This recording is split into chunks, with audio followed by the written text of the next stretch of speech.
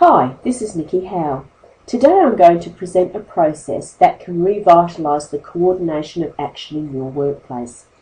The model is called Making and Managing Commitments, which is made up of a number of processes. By applying the processes and using specific conversational tools, you will be able to ensure that promises made by you or others to undertake work will meet all the agreed conditions or standards, and you'll be able to build more effective workplace relationships. The term process is often used in things like computing or engineering, and when we think about a process, really it's a series of actions or operations. What I want to highlight today is the process of human coordination. Human coordination is a distinctly different process, and as humans we use specific language of our own to achieve effective work processes. We use language such as requests, offers, promises, agreements and commitments. Through the use of language acts, we are able to get our work done.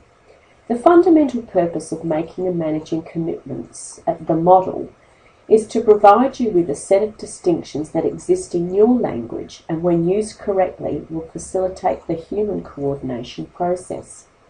I'm going to give you an overview of the model using an everyday work example to demonstrate.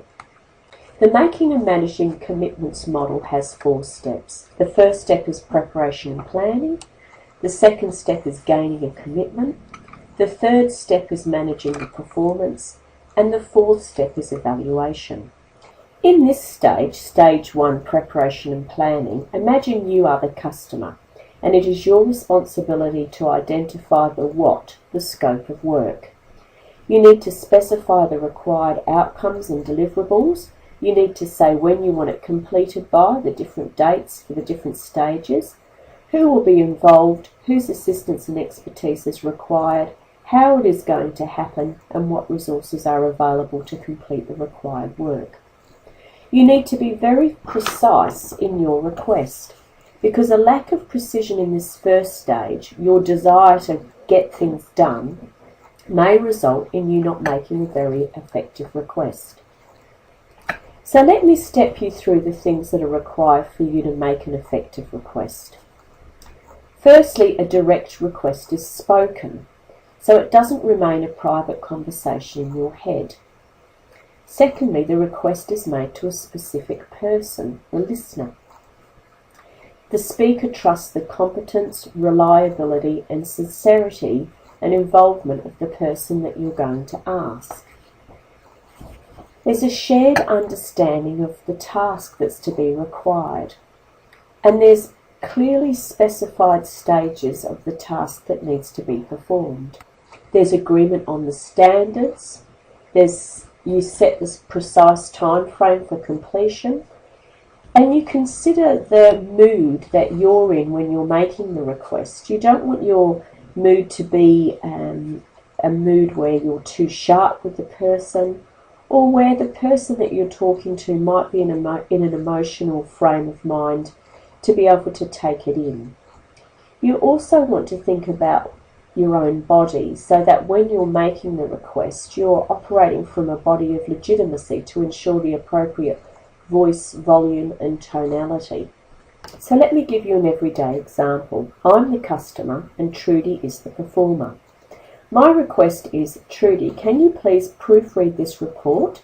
Can you highlight the areas in red pen and can you complete this by close of business Wednesday, as I need to finalise it and send it to board members by lunchtime Friday.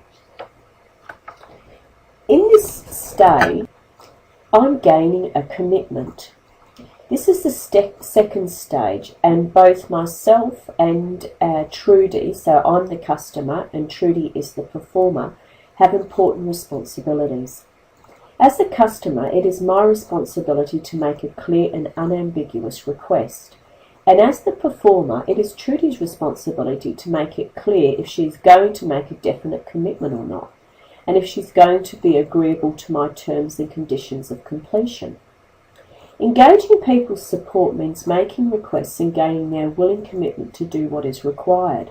In this process, I am making a request and seeking a promise from Trudy.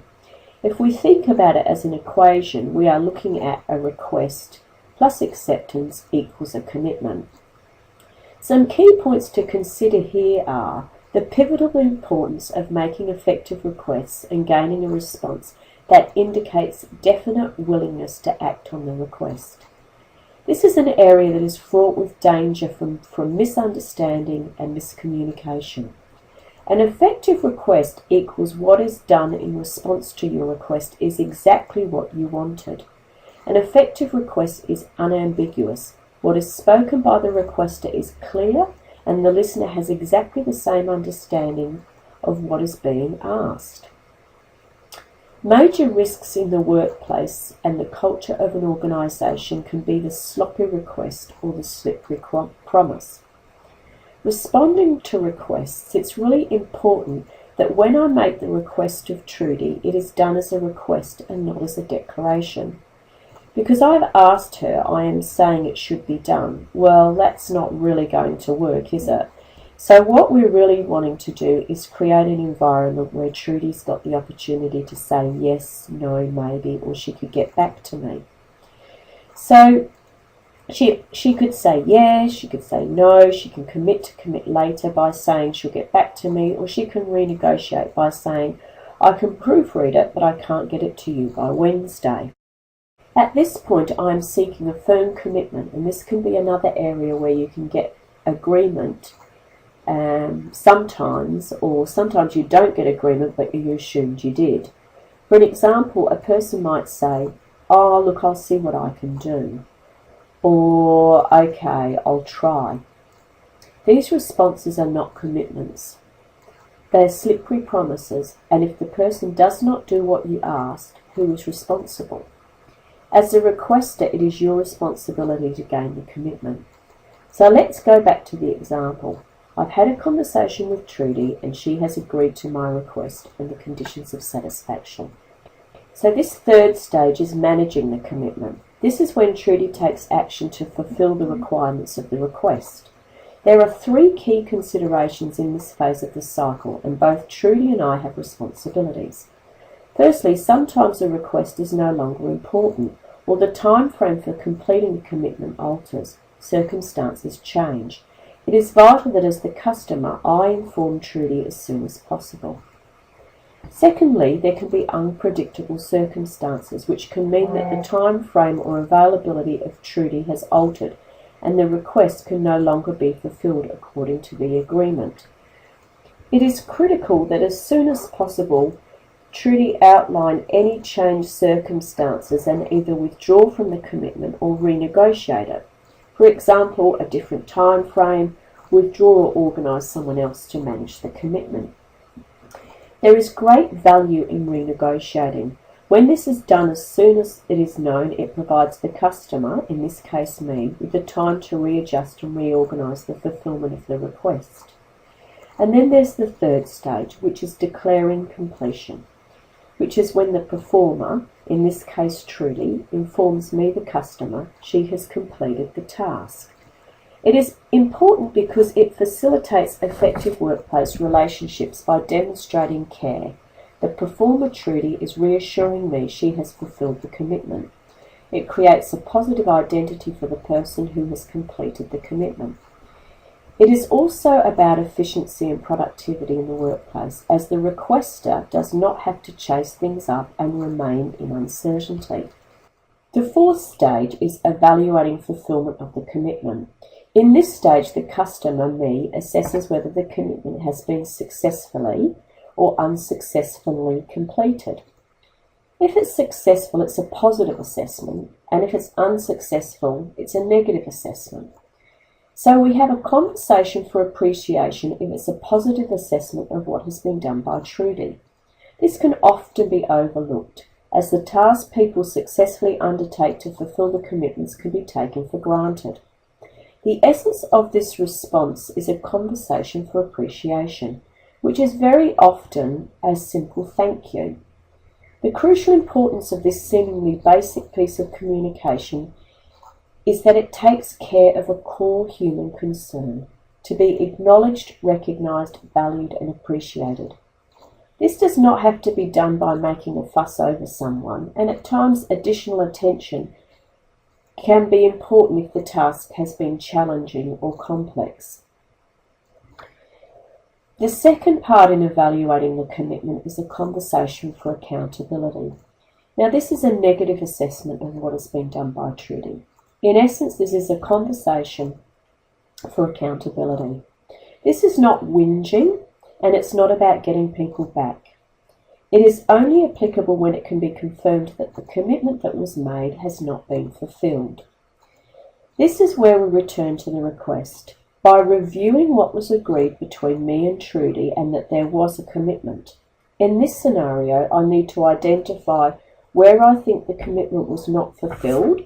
For example, Trudy, when I went over the report, I was not able to see where you had identified the errors as you did not mark them on pages 17 to 26. However, I noticed there were 7 errors. Can you explain what happened?